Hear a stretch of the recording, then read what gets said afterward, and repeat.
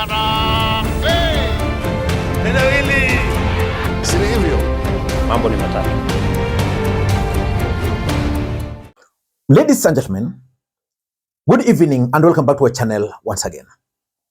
There is a post which I made earlier today on my official Facebook page. Let me read for you that post. This is what I posted. Edwin Sifuna, can he stand on his own?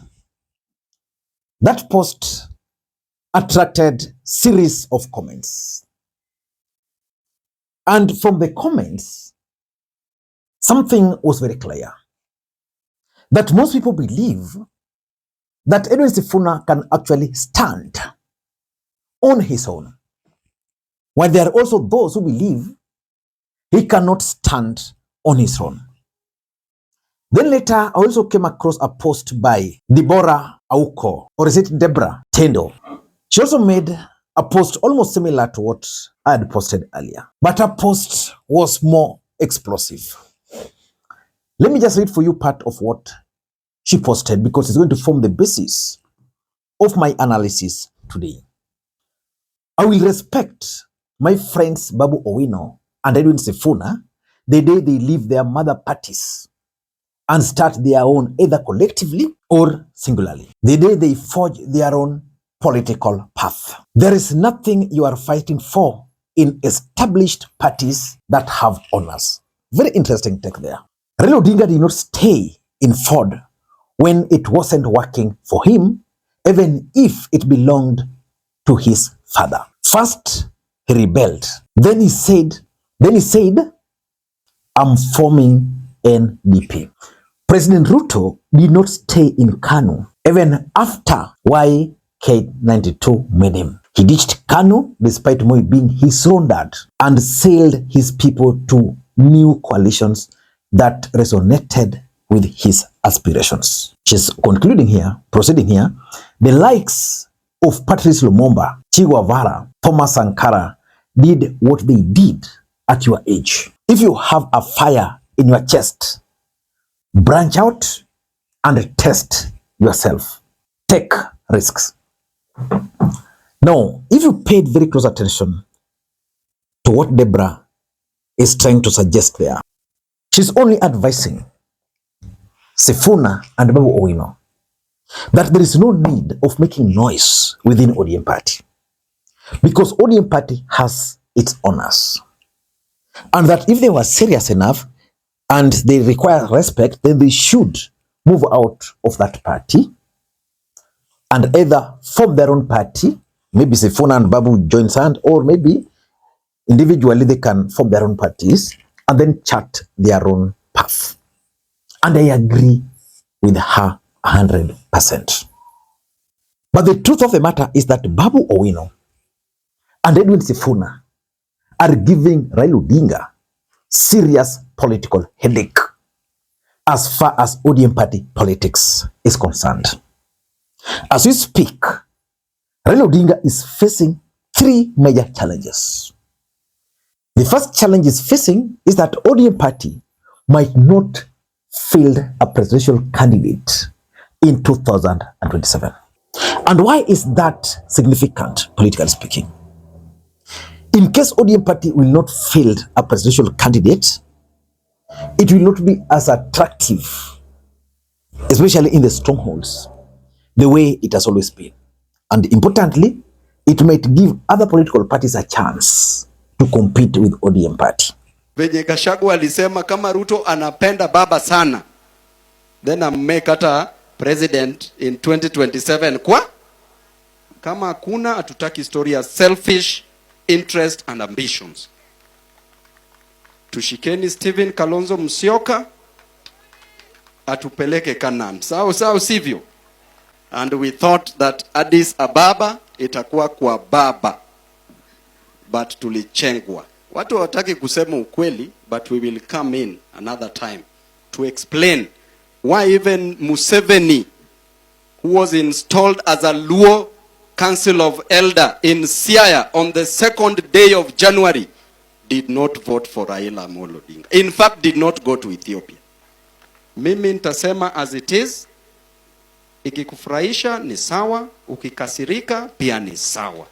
After all, I'm the best member of parliament in this country. The second challenge Raila Odinga is facing is that he's supporting broad-based government. The truth is, currently, most ODM supporters are embracing the broad-based government. But there's a huge chunk who don't want to hear anything about the broad-based government. Speaker, let me first begin by saying this thing called broad-based, I don't know where it exists. Personally, I don't recognize any entity called called broad-based. There is a government of Kenya Kwanza under the leadership of President William Ruto. Every cabinet secretary who serves in that government serves the Kenya Kwanza government. And I want to join what Senator Khalwale has said. Some of these individuals who joined government recently think they are there to represent their ethnic communities. That every time a cabinet secretary stands up, he tells you how much the Ministry of Energy has allocated to power projects in Nyanza. So the rest of us lawyers are sitting there wondering, Allah, so who is going to speak about the projects in Bungoma? Who is going to speak about the projects? Honorable Speaker, I have said on this floor that as a Senate, as a Parliament, it is the responsibility of all of us, irrespective of our political parties. So Raila Odinga is dealing with the issue of the broad-based government. And importantly, there is the Gen Z revolution in this country. Initially, they were with Baba. They told Baba, wewe ka kando. Let us deal with this issue. Then Baba came between them. So they are currently very bitter and very angry with Raila Odinga. So Raila Odinga is not even sure of their support. And now, the last threat is the threat of Babu Owino and Edwin Sifuna. Because these two gentlemen are probably the most popular individuals within ODM party after Raila Odinga. And apart from that, they've also proved to be the most loyal to Raila Odinga. And they are now planning to bolt out.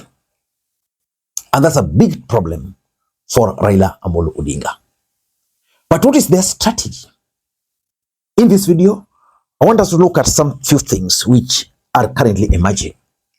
Before we do that, for those who are watching this channel for the first time, please take a second or two, click the subscribe button so that next time we produce a video like this, YouTube will automatically notify you. And to the subscribers, I want to continue thanking you guys for your continued support. Because without that support, this channel cannot be where it is. Ladies and gentlemen, without further ado, allow me to dive in. And I want to head straight. Number one, I think their game plan is simple.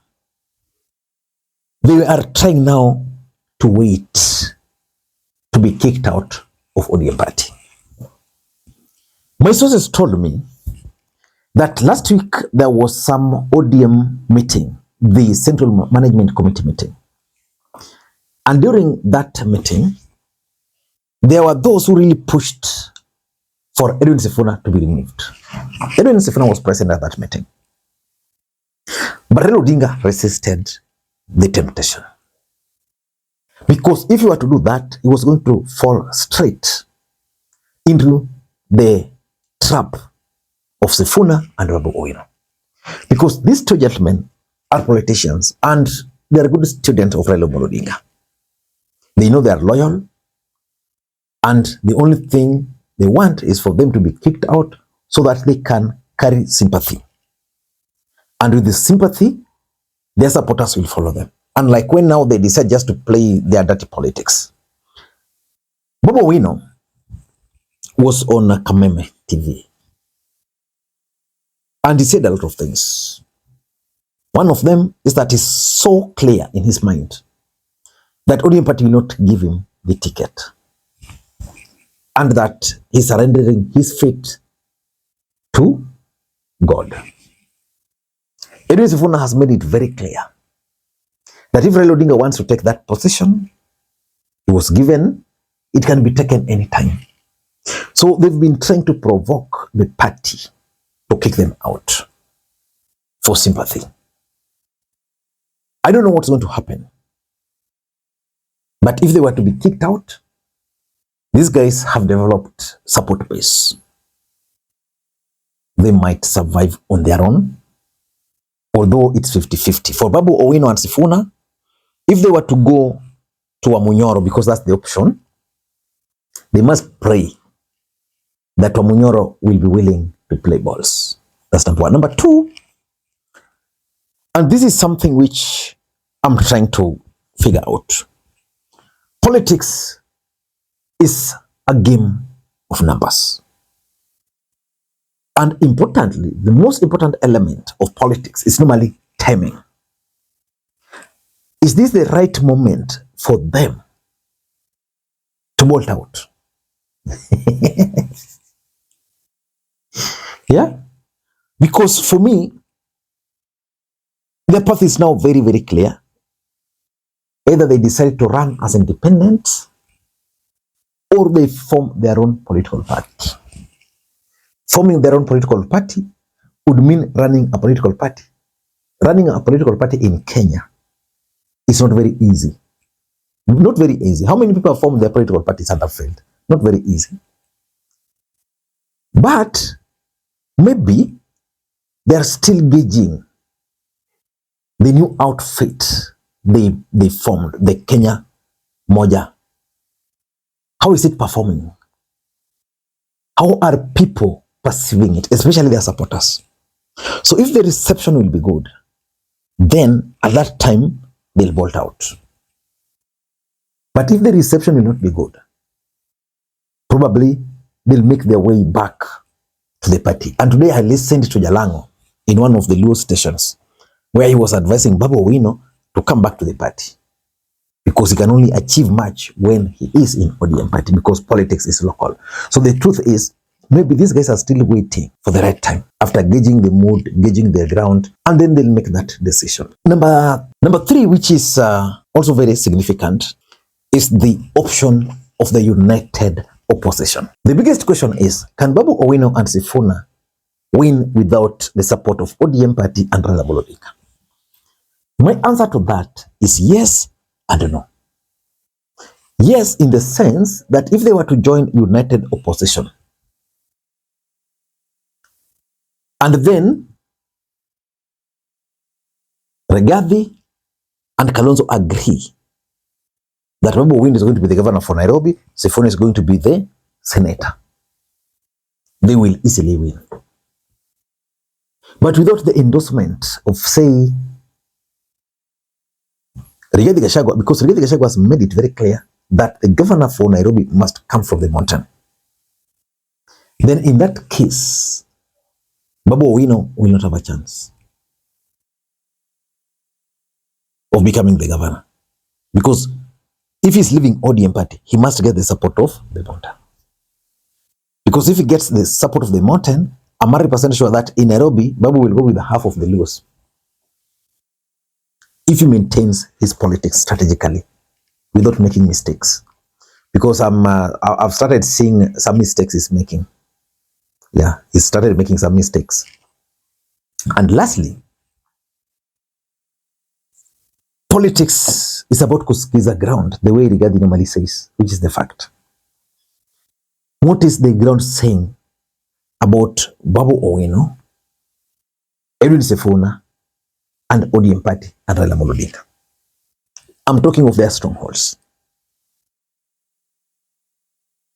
Is the ground urging them to bolt out, or is the ground telling them, please do not? I don't know what to think. But I think Raila Odinga is in one of the biggest political dilemmas ever. Because you look at Babu and you look at Edwin Sifuna, if they were to live together, Raila Odinga might not fully recover. Until next time, this is Makwiny. Bye-bye.